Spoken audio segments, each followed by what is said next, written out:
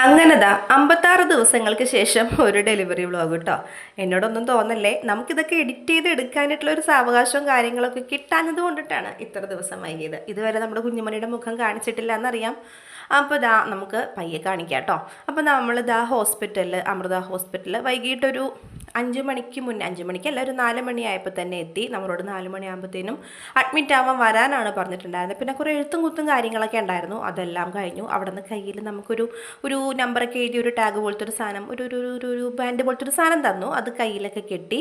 പിന്നെ നമ്മൾ അവിടുത്തെ ഒരു സ്റ്റാഫ് നമ്മുടെ വാർഡ് കൊണ്ടേ കാണിച്ചു തന്നു. ഇത് വലിയ എക്സിക്യൂട്ടീവ് ലെവലിലുള്ള ഡെലിവറി വ്ളോഗൊന്നുമല്ല, കുറേ കാര്യങ്ങൾ മുൻകൂട്ടി പറയാനുണ്ട്. സാധാരണ ഒരു വാർഡിലാണ് നമ്മൾ കിടന്നതും നമ്മുടെ ഡെലിവറി കഴിഞ്ഞ് കുഞ്ഞുവാവിനെ കൊണ്ടുവന്നതും ഞാൻ കിടന്നതും എല്ലാം ഒരു സാധാരണ ഒരു നോർമൽ വാർഡിലാണ്. ഇപ്പോൾ ഈ വട്ടത്തിൽ ഇങ്ങനെ കാണിച്ചതിൻ്റെ കാരണം ഞാൻ പുറകെ പറയാം. അന്നമ്മളുടെ കയ്യിലെ ചെയിനാണ് ഞാനിങ്ങനെ വട്ടത്തിൽ ആ റെഡ് കളറിൽ ഒന്ന് പയ്യെ കാണിച്ചു പോകുന്നത്. ഇതാ കണ്ടോ, അന്നമ്മളുടെ കയ്യിൽ ഒരു കിടക്കുന്ന ഒരു കൈ ചെയിൻ. അതിൻ്റെ കഥ ഞാൻ പുറകെ പറയാം കേട്ടോ. അപ്പോൾ നമ്മൾ സാധാരണ വാർഡിലാണ് വന്ന് നമുക്ക് ബെഡൊക്കെ കാണിച്ചു തന്നു. ഒരുപാട് ആൾക്കാരുണ്ട്. അപ്പോൾ കാര്യമായിട്ട് നമുക്ക് ഇവിടെ നിന്ന് ഷൂട്ട് ചെയ്യാൻ പറ്റില്ല, കാരണം മറ്റുള്ളവരുടെ പ്രൈവസിയും കൂടി ബാധിക്കും. അവിടെ ഫീഡ് ചെയ്യുന്ന അമ്മമാരുണ്ട്. ഇതിപ്പോൾ പ്രഗ്നൻ്റ് ആയിട്ട് പ്രസവത്തിന് വേണ്ടി വന്നിട്ടുള്ളവർ, അതേപോലെ തന്നെ വോമിറ്റിംഗ് ആയിട്ട് ട്രിപ്പ് ഇടാൻ വേണ്ടി വന്നിട്ടുള്ള ഗർഭിണികളൊക്കെ കിടക്കുന്നതാണ്. അപ്പോൾ ഞാൻ എന്താ പിറ്റേ ദിവസത്തെ സിസേറിയന് വേണ്ടി എന്നെ ഇവിടെ അതാ കിടത്തിയേക്കാണ് കേട്ടോ. അപ്പോൾ ജോക്കൂട്ടിന് എന്നെ അങ്ങ് വിട്ടങ്ങ് പോകാൻ പറ്റുന്നില്ല. കുറേ കാര്യങ്ങൾ മുൻകൂട്ടി പറയാനുണ്ടെന്ന് പറഞ്ഞതിൽ പ്രധാനപ്പെട്ടൊരു കാര്യമാണ്, നമ്മളുടെ കുഞ്ഞുവാവനെ കൊണ്ടുവന്ന് പ്രസവിച്ച് നമ്മുടെ കയ്യിലേക്ക് തരത്തില്ലേ, അത് വീഡിയോ എടുക്കാൻ പറ്റില്ല എന്ന് സ്ട്രിക്റ്റായിട്ട് പറഞ്ഞിട്ടുണ്ടായിരുന്നു. എനിക്ക് ഭയങ്കര വിഷമമായി. കാരണം അന്നയുടെയും ജോക്കൂട്ടൻ്റെയും ഒന്നും നമ്മുടെ കയ്യിലില്ല. അവരെ ജനിച്ചപ്പോൾ കയ്യിലേക്ക് മേടിച്ചതാ. ഒന്നും തന്നെ നമ്മുടെ കയ്യിലേക്ക് വീഡിയോ ആയിട്ടോ ഫോട്ടോ ആയിട്ടോ ഒന്നും തന്നെ ഇല്ല. 2-3 ദിവസം കഴിഞ്ഞ് എടുത്തതൊക്കെ ഉണ്ട്. അപ്പോൾ ഇവളുടെ ഞാൻ എടുക്കാമെന്ന് കരുതി. ഇവനോ ഒന്ന് എനിക്ക് ഈ സമയത്ത് ഇപ്പം ഈ കണ്ടുകൊണ്ടിരിക്കുന്ന സമയത്ത് എനിക്കറിയില്ല, പക്ഷെ ഇപ്പം എനിക്കറിയാലോ എനിക്ക് മോളാണെന്ന്. അപ്പോൾ ഇതാ എനിക്ക് അത് കുഞ്ഞിൻ്റെ അടുത്ത് വെക്കണമെന്ന് ഭയങ്കര ആഗ്രഹമായിരുന്നു. ഞാൻ എൻ്റെ അനിയനെയും ചേട്ടനെയും മോളെയൊക്കെ പറഞ്ഞ് ഏൽപ്പിച്ചിരുന്നു. പക്ഷെ അവിടെ സ്ട്രിക്റ്റായിട്ട് സിസ്റ്റർ പറഞ്ഞു, ഒരു കാരണവശാലും കുഞ്ഞിൻ്റെ വീഡിയോ എടുക്കാനോ ഫോട്ടോ എടുക്കാനോ കിട്ടില്ല. നമ്മുടെ കയ്യിലേക്ക് കിട്ടിക്കഴിഞ്ഞ ശേഷം നമുക്ക് വീഡിയോ എടുക്കാം. അപ്പോൾ ഇതാ നമുക്ക് അവിടെ നിന്ന് ഡ്രസ്സൊക്കെ തന്നു. തലേ ദിവസമാണ് കേട്ടോ. ഡ്രസ്സൊക്കെ തന്നു, ഫുഡൊക്കെ കഴിച്ചു. അത് കഴിഞ്ഞ് അമ്മയുടെ പണ്ടത്തെ കഥകളൊക്കെ പറയാണ്. മനുവേട്ടനെ പ്രസവിച്ച കഥയോ അതൊക്കെ എന്തൊക്കെയോ അമ്മ പഴയ കാര്യങ്ങളൊക്കെ പറയുന്നുണ്ട്. അപ്പച്ചനുണ്ട്, അമ്മയുണ്ട് കേട്ടോ.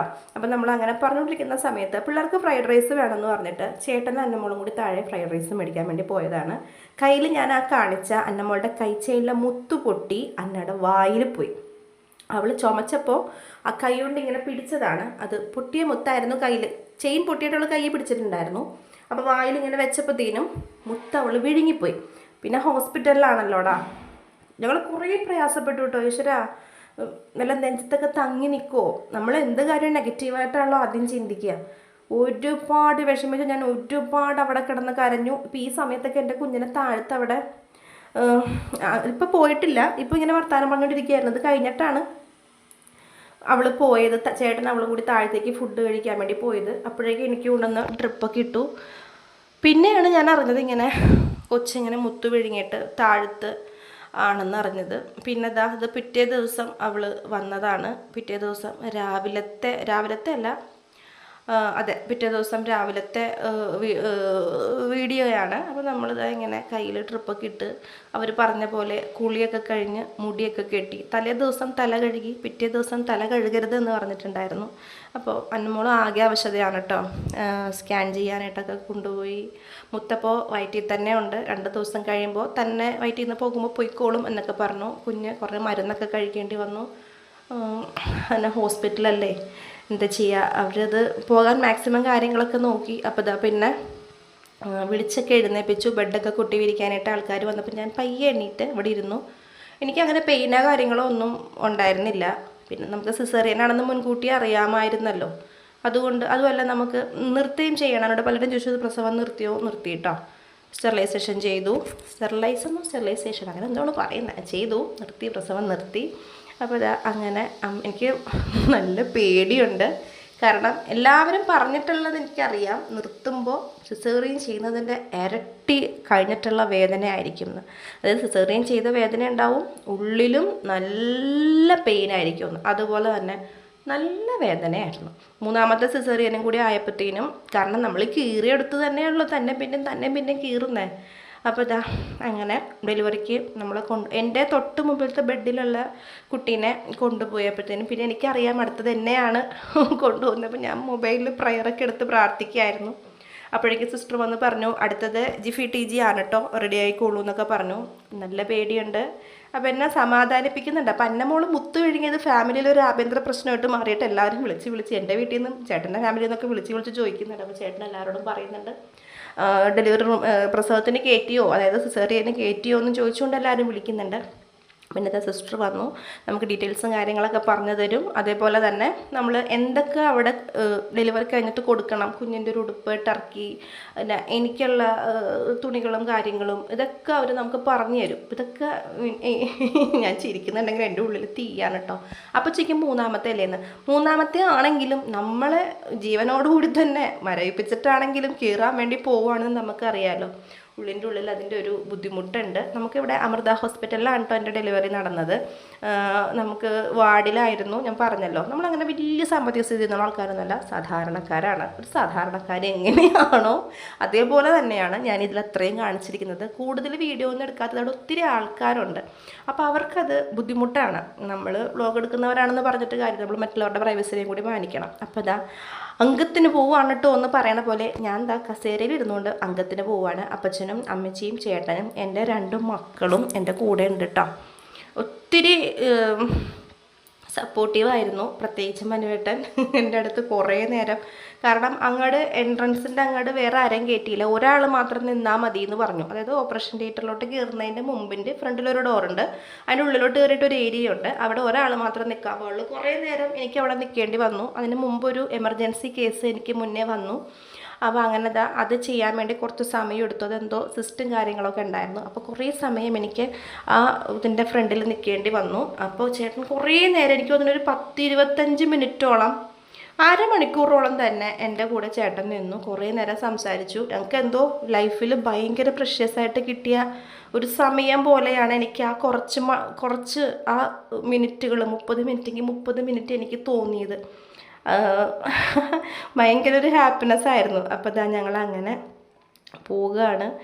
എനിക്ക് ജോക്കൂട്ടനെ പ്രസവിച്ച് കൈ കിട്ടിയതൊക്കെ ഓർത്ത് പോയിട്ടോ ഞാൻ. കണ്ട, ഇവിടെ നിന്ന് അങ്ങോട്ട് ചേട്ടനെ മാത്രമേ എൻട്രി ഉണ്ടായിരുന്നുള്ളൂ. അപ്പം ഞാൻ എന്താ ഇവിടെ നിന്ന് എല്ലാവരോടും പോവാട്ടോ, ടാറ്റ പോവാട്ടോ എന്നൊക്കെ പറഞ്ഞ് തിരിഞ്ഞു നോക്കി. അപ്പച്ചൻ എന്നെ നോക്കി ഒന്ന് കരഞ്ഞു. അമ്മയ്ക്ക് വിഷമമുണ്ട്, ചേട്ടന് അന്നമോൾക്ക് സങ്കടം, ജോക്കൂട്ടന് സങ്കടം, എല്ലാവർക്കും സങ്കടം. നമ്മൾ സന്തോഷമായിട്ട് വരാൻ വേണ്ടിയാണ് പോകുന്നത്. പക്ഷെ എന്നാലും ഉള്ളിൻ്റെ ഉള്ളിൽ ഒരു വിഷമം എല്ലാവർക്കും ഉണ്ട്. കാരണം അതങ്ങനെയാണല്ലോ, കാരണം എന്തെന്ന് പറയാൻ അറിയില്ല കേട്ടോ. അങ്ങനെ ഇതാ നമ്മൾ പോവാണ്. പിന്നെ നമ്മൾ അവിടെ എത്തിക്കഴിഞ്ഞപ്പോഴത്തേനും പിന്നെ ഞാൻ പറഞ്ഞല്ലോ കൂടെ മനുവേട്ടൻ മാത്രം ഉണ്ടായിരുന്നുള്ളൂ. വീഡിയോ എടുക്കാൻ വേണ്ടി എൻ്റെ അനിയൻ ഫോണൊക്കെ ഓണാക്കി ഓടി വന്നതാണ്. അപ്പോൾ കുഞ്ഞുവാവ സത്യം പറഞ്ഞാൽ ഇപ്പോൾ നിങ്ങൾ തൊട്ട് മുമ്പ് കണ്ട സീനിൽ പുറകിലുണ്ട്. വാവേനെ വീഡിയോ എടുക്കാൻ അവർ സമ്മതിച്ചില്ല. ഇത് പിറ്റേ ദിവസം എന്നെ വാർഡിലേക്ക് കൊണ്ടുവന്നപ്പോൾ കുഞ്ഞുമണീനെ അന്നമോളാണ് ആദ്യം മേടിച്ചത്. അത് കഴിഞ്ഞ് ജോക്കുട്ടൻ മേടിച്ചു. അവൻ്റെ ഒരു സന്തോഷം കാണണം. അയ്യോ, അന്നമോൾ ജോക്കുട്ടനെ എടുത്തിട്ടുണ്ട്. കാരണം ജോക്കുട്ടൻ്റെ ഡെലിവറി സമയത്ത് അന്നമോൾക്ക് ജോക്കൂട്ടൻ്റെ ഇപ്പോഴത്തെ പ്രായമായിരുന്നു, 6 വയസ്സായിരുന്നു.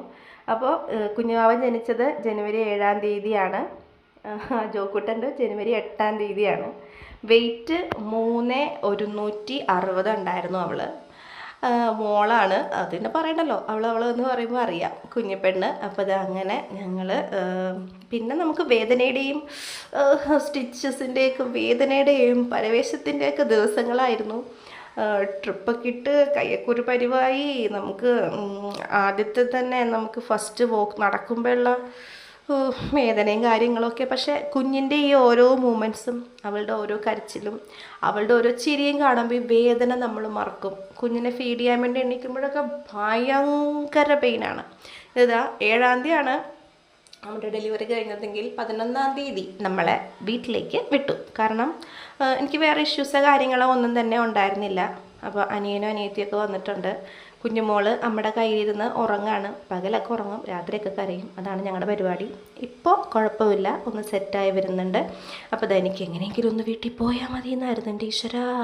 കാരണം എനിക്ക് ഈ അറ്റത്താണ് ബെഡ്, ബാത്റൂം അങ്ങ് അറ്റത്താണ്.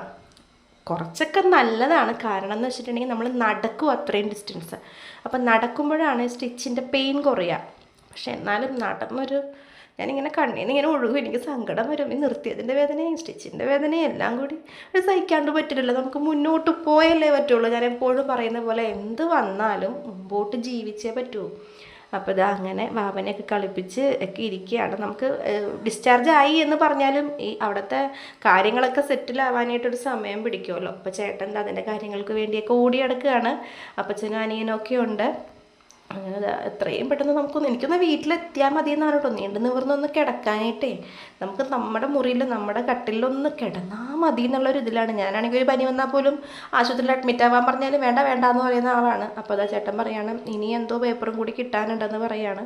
കുറച്ച് കഴിഞ്ഞപ്പോഴത്തേനും അവർ പറഞ്ഞു എല്ലാം ശരിയായിട്ടുണ്ട്, എല്ലാം ഓക്കെ ആയിട്ടുണ്ടെന്ന് പറഞ്ഞു. ജോക്കുട്ടൻ എങ്ങനെയെങ്കിലും വീട്ടിലെത്തിയാൽ മതി, വാവേനെ കളിപ്പിച്ചാൽ മതി, നമ്മുടെ വീട് വാവനെ കാണിക്കണ്ടേ അമ്മ, നമുക്ക് വീഡിയോ എടുക്കണ്ടേ അമ്മ എന്നൊക്കെ പറഞ്ഞിരിക്കണം. അപ്പോൾ എനിക്ക് പോകാനുള്ള വണ്ടി വന്നു വീട്ടിലേക്ക് ഈ വണ്ടിയിലല്ല കേട്ടോ പോണേ, താഴേക്ക് പോകണമല്ലോ.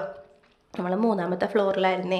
അപ്പോൾ അവിടെ നിന്ന് നമുക്ക് താഴേക്ക് പോകണം. നമ്മുടെ വീട് അവിടെ നിന്ന് ഒരു 3 സ്റ്റോപ്പ് ദൂരമുള്ളൂ, അധികം ദൂരമൊന്നുമില്ല. അപ്പം അമ്മച്ചി ആയിട്ട് ഡ്രസ്സാല തന്നെ പോകുന്നു കേട്ടോ.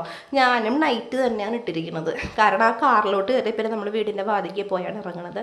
അപ്പോൾ ചട്ടി വട്ടി ബക്കറ്റും ഒക്കെ ഇട്ട്, ഈ ബക്കറ്റൊക്കെ കാണുമ്പോൾ ചിലർക്ക് എന്തിനാ ബക്കറ്റ്, അപ്പം നമുക്ക് ഇങ്ങനെ നമ്മൾ വാർഡിലാണ് കിടക്കുന്നത്. അപ്പോൾ നമുക്ക് ബാത്റൂമിൽ പോകണമെങ്കിലും എന്തിനു പോകണമെങ്കിലും ബക്കറ്റും കപ്പും കാര്യങ്ങളൊക്കെ ആവശ്യമാണ്. കുറേ ബാഗുകളൊക്കെ ഉണ്ടായിരുന്നു, കുഞ്ഞിനുള്ള തുണികൾ ഇതൊക്കെ ഉണ്ടായിരുന്നു. അപ്പോൾ എൻ്റെ ബാഗ്, വിജിയുടെ ബാഗ് എന്തൊക്കെയോ എടുത്തിട്ട് അവൾ തോളത്തിട്ടിട്ടുണ്ട്. എൻ്റെ ബാഗ് ചേട്ടനെ എടുത്തേട്ടോ, കുറേ ദിവസമായില്ലേടാ, മറന്നു പോകണം എല്ലാ കാര്യങ്ങളും. അപ്പോൾ അങ്ങനെ നമ്മൾ പോകുകയാണ്, വീട്ടിലേക്ക് പോകുകയാണ്. അപ്പോൾ ജോക്കുട്ടിന് ഭയങ്കര സന്തോഷമാണ്, അന്നമോൾക്ക് അതിലും സന്തോഷമാണ്. ചേച്ചിയും ചേട്ടനും ആയതിൻ്റെ എക്സൈറ്റ്മെൻറ്റാണ്. രണ്ടുപേരും വാവനെ നോക്കണ കാണുമ്പോൾ എനിക്ക് കൊതി വരും. ചില നേരത്ത് ഓടി വന്നങ്ങ് വീഴണ കാണുമ്പോൾ എനിക്ക് പേടിയുമാകും. കുഞ്ഞുമണിയേ പൊന്നുമണിയേ എന്നൊക്കെ പറഞ്ഞങ്ങ് കുഞ്ഞിനോടുള്ള സ്നേഹം കാണി. പ്രത്യേകിച്ച് ജോക്കുട്ടൻ അങ്ങ് വന്ന് കുഞ്ഞിൻ്റെ അടുത്തേക്ക് അങ്ങോട്ട് അവൻ വരുമ്പോൾ ഒരു മോനെ കയ്യും കാലും മുട്ടൊന്നും കുത്തരുതട്ടാ കുഞ്ഞിൻ്റെ ദേഹത്ത് എന്നൊക്കെ പറഞ്ഞാൽ ഞാനിങ്ങനെ കുറേ റെസ്ട്രിക്റ്റ് ചെയ്ത് നിർത്തിയിട്ടുണ്ട്. പക്ഷെ എന്നാലും അവർ കൂടപ്പിറപ്പങ്ങളല്ലേ, അവർ ഓടി വന്ന് സ്നേഹിക്കും, അങ്ങനെയൊക്കെയാണ്. അപ്പോൾ നമ്മൾ യാത്രയാവുകയാണ് നമ്മുടെ വീട്ടിലേക്ക്. നമ്മൾ കുറേ നേരം, പിന്നെ ഇവിടെ അമൃതയിലെ പ്രത്യേകത എന്ന് വെച്ചിട്ടുണ്ടെങ്കിൽ കാറിട്ട് ഇടാനും പാർക്ക് ചെയ്ത് ഇരിക്കുന്നിടത്തുനിന്ന് എടുത്തിട്ട് വരാനും നല്ല സമയം പിടിക്കും. ഒരു അരമണിക്കൂർ അങ്ങനെ അവിടെ കുത്തിയിരുന്ന് പോയി. അപ്പോഴേക്കും അനിയനെത്തിയും വീട്ടിലെത്തിയിട്ടുണ്ടായിരുന്നു. ഒരു ഡോറൊക്കെ തുറന്ന് സെറ്റാക്കിയൊക്കെ വെച്ചിട്ടുണ്ടായിരുന്നു. അപ്പോൾ നമ്മൾ നമ്മുടെ വീട്ടിലേക്ക് പോവുകയാണ്. അപ്പോൾ പോണ വഴി പള്ളിയിൽ നോക്കി ഞാൻ ദൈവത്തിനൊരു 1000 നന്ദി പറഞ്ഞു കേട്ടോ. ഒത്തിരി ടെൻഷനിലൂടെയാണ് ഞാൻ ഈ പ്രഗ്നൻസി ടൈം കഴിഞ്ഞു പോയത്. വിഷമിച്ചാണ് എൻ്റെ ദിവസങ്ങൾ ഞാൻ എണ്ണി തീർത്തത്. അത്രയും സങ്കടങ്ങളുണ്ടായിരുന്നു, അത്രയും പ്രയാസങ്ങളുണ്ടായിരുന്നു, മനസ്സിനും ശരീരത്തിനും. നിങ്ങളുടെ മുമ്പിൽ ചിരിച്ചാണ് നിന്നിരുന്നെങ്കിലും മെൻ്റലി ഞാൻ ഭയങ്കര ഡിപ്രസ്ഡ് ആയിരുന്നു, ഭയങ്കര സങ്കടം ഉണ്ടായിരുന്നു. എല്ലാം മറികടന്നിട്ടാണ് ആ ഒരു അത് ഇപ്പം പറയാം എല്ലാവരും പ്രസവിക്കണതല്ലേ, പക്ഷെ ആ ഒരു സ്റ്റേജിലുള്ള സങ്കടങ്ങളെന്ന് പറഞ്ഞാൽ നമുക്ക് അറിയാണ്ട് കരഞ്ഞു പോവുക, ഒറ്റയ്ക്ക് വിഷമിച്ച് പോവുക, നിന്ന നിപ്പിൽ നമുക്ക് കരച്ചിൽ വരും. അതൊക്കെ കഴിഞ്ഞതാ നമ്മൾ കുഞ്ഞിനായിട്ട് നമ്മുടെ വീട്ടിലേക്ക് വരികയാണ് കേട്ടോ. 40-45 ദിവസം അമ്മ ഉണ്ടായിരുന്നു. അപ്പോൾ അതുകൊണ്ട് വേറെ വലിയ കുഴപ്പങ്ങളോ കാര്യങ്ങളോ തൊട്ടായിരുന്നില്ല. അത് കഴിഞ്ഞിട്ടാണ് പിന്നെ ഞാൻ അടുക്കളയിലേക്ക് കയറി. അതിന് മുമ്പ് കുറേശ്ശെ എന്തെങ്കിലുമൊക്കെ ചെയ്യുമായിരുന്നു ചെറുതായിട്ട്. അത് കഴിഞ്ഞപ്പോൾ ഞാൻ പൂർണ്ണമായിട്ട് ഞാൻ എൻ്റെ ഡ്യൂട്ടിയിലേക്ക് ഇപ്പോൾ വന്നിട്ടുണ്ട്. അങ്ങനെ കാറിൽ നിന്ന് ഇറങ്ങുമ്പോഴൊക്കെ എനിക്ക് ദേഹം വിറയ്ക്കുന്നുണ്ട് കേട്ടോ. കാരണം കുറേ ദിവസം കൂടി അതേ കാറിപ്പോൾ നിങ്ങൾക്കറിയാമല്ലോ ഞാൻ അംഗം വെട്ടുന്ന ആളാണ്, ഭയങ്കര വാളാണെന്ന്. അപ്പോൾ എനിക്ക് ഇച്ചിരി ദൂരം പോയാൽ പോലും വൊമിറ്റ് ചെയ്യാൻ വരും. 4 സ്റ്റോപ്പുകളും 3 സ്റ്റോപ്പുകളും ഒന്നും പറഞ്ഞിട്ടറിയില്ല, കാറിൻ്റെ സ്മെല്ല് അടിച്ച് എനിക്കപ്പോൾ തലവേദന എടുക്കും. അപ്പോൾ ആദ്യമായിട്ട് നമ്മുടെ കുഞ്ഞു വാവ വീട്ടിലേക്ക് കയറുകയാണ് കേട്ടോ. അമ്മച്ചി കുരിശൊക്കെ വരപ്പിച്ച് ജോക്കൂട്ട് കുഞ്ഞാവക്ക് കിട്ടിയ ഗിഫ്റ്റ് ഹാമ്പറൊക്കെ അകത്തേക്ക് കൊണ്ടുവരാണ്. അപ്പം അമ്മ കുരിശൊക്കെ വരപ്പിച്ച് വാവേനതാ നമ്മുടെ വീട്ടിൽ നമ്മുടെ മുറിയിൽ ലൈറ്റൊക്കെ ഇട്ട് കിടത്തുകയാണ്. വാവയ്ക്ക് പേരിട്ടോ എന്നൊക്കെ ചോദിച്ചു. പേരും കാര്യങ്ങളും എല്ലാം നമുക്ക് മാമോദീസയുടെ അന്ന് പറയാം. അപ്പോൾ ഇനിയുള്ളൊരു ഡേ ഇൻ മൈ ലൈഫിലൊക്കെ കുഞ്ഞാവനെ കാണിക്കും. എനിക്കിതിൽ കുഞ്ഞിനെ കാണിച്ചുകൊണ്ട് കോപ്പിറൈറ്റ് കിട്ടുമോ, എൻ്റെ കമൻറ്റ് ബോക്സ് ഓഫായി പോകുമോ, ഇതൊന്നും എനിക്കറിയില്ല. എന്നാലും ഞാൻ നിങ്ങൾക്ക് വേണ്ടി അപ്ലോഡ് ചെയ്യുകയാണ്. ഇതാണ് എൻ്റെ കുഞ്ഞിപ്പെണ്ണ് കേട്ടോ. ശരിക്കുള്ള ഫേസൊക്കെ നല്ല ഇപ്പോൾ ഒത്തിരി മാറി, ഒത്തിരി മാറി. അപ്പോൾ അതൊക്കെ നമുക്ക് പുറകെ കാണാം.